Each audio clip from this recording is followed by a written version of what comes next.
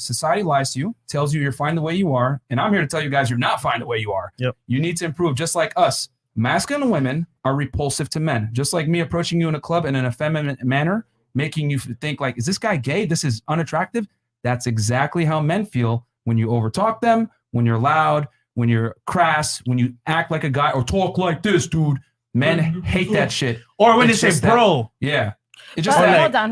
Here's the thing. It's just the reason why men don't speak up about this, because if number one, they want to smash, and then number two, if a man says, I don't like masculine women, or I don't like women that are rude, bitchy, whatever it may be, he's immediately going to be labeled a misogynist. We live in a society nowadays where women are it's completely socially acceptable for women to have boundaries and expectations of men and exert them. Whereas if a man has expectations and boundaries of a woman, he's looked at as a misogynist, toxic, blah, blah, blah, insert shame language here. But men and women are completely different. And the things that make a man attractive, being masculine, make a woman repulsive, being masculine. Does that make sense? I love it. I love your Can point I of ask view. you a question though? You already asked your question. I'm 31. Go ahead. So what are men looking for in long term in a woman? Like in the sense of like, when you meet a girl, what qualities are you looking for in a girl for long term? Youth, beauty, friendly, fit, feminine, and not a hoe. If I'm going to be 100% honest with you. What's a hoe? A promiscuous woman.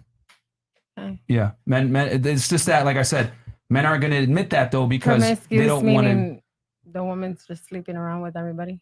Yeah. Or she doesn't have to be promiscuous, but let's say she gives off a promiscuous vibe, AKA shows her body all over the internet.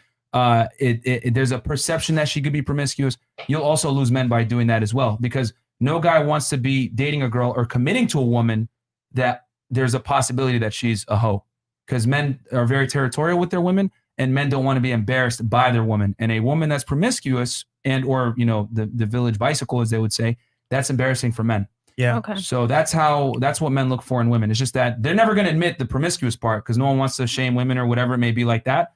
But that's the truth. If let's say a guy is about to get married to you and he finds out that you got a train run on you in college or whatever, he's going to probably withdraw that proposal. Yeah. That's how men seriously men take a woman's chastity, especially if he's going to commit to her with a serious long-term relationship or marriage.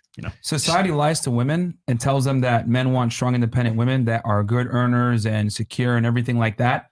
And the reality is, men would prefer a woman that's cooperative, that isn't necessarily successful, over a successful woman that's uncooperative. Yeah. Cooperative meaning what? Non-challenging, non-combative, submissive, follows his lead, doesn't like give him a hard time, gives him peace, to be honest with you. Yeah. Like, as a matter of fact, it's a top of the show, all you guys left a man at some point for some financial issues or whatever it may be. And I'm here to say, if the roles were reversed, and let's say he was the breadwinner and you were a stay-at-home mom, men are content with provisioning for a woman, but women are not content with provisioning for men. Yeah, they might do it for an amount of time. Because I know you were going to say, I did it. Yeah, you'll do it temporarily. But long-term, women are not built to lead men within the confinements of a relationship. And there's a reason why when a king marries a woman, she becomes a queen. But if a queen marries a man, he doesn't become a king. It doesn't work that way. Yeah. There's got to be one leader in the relationship. And I'm going to have to disagree with you guys. A lot of women like to say 50-50 relationships. That's a bunch of bullshit. No. There's no 50-50. There's one leader. Men lead, women follow. That's the only way things work. Yes. If a woman's in a leadership position, it's always going to fail. Because like I said before, women aren't built to lead. They're not built to lead a household. They're not built to provision for a man. They're not built to share their resources. They're built to provide, nurture for children and for their husband if they respect them first, which a lot of the time that comes from earning potential. Yeah. So yeah,